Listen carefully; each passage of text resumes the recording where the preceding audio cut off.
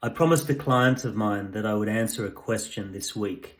And his question of me was, how do I do change leadership better? So we all know that the pace of change is increasing. We all know that there is pain associated with the uncertainty, people's disengagement post-COVID, just the pressures and the volatility of business life today. We understand this. We've been wrestling with it for several years now. But there's two things that I wanted to share with you in answer to this question of how to become a better change leader. The first is, and this is attributable to Jeremy Sweeney in the UK, a dear colleague of mine who came up with this distinction between mechanical and organic change.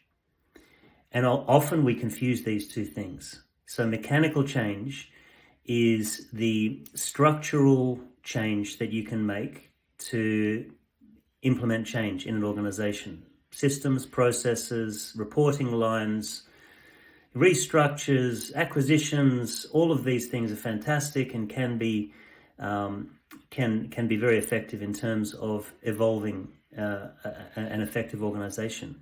However, it's the organic change, which is the people change, which is the messy hearts and minds, motivational, emotional aspects of change, which is, for most leaders, the most difficult. So if we can sharpen that question to how do I become a better organic change leader, then I'd offer you one thought, which is that your knee-jerk response should be threefold: to empathize, to normalize, and to strategize. So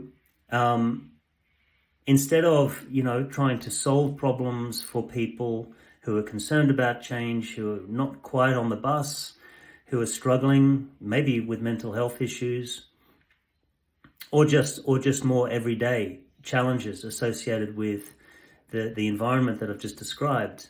As a leader, it's about being masterful at immediately going into empathy and curiosity and trying to understand, first before being understood.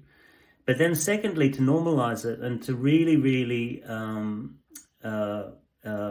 not make an aberration the fact that people are struggling with this and they're struggling with the pace of change. I think it's very important for people to understand that this is a common challenge for all of us.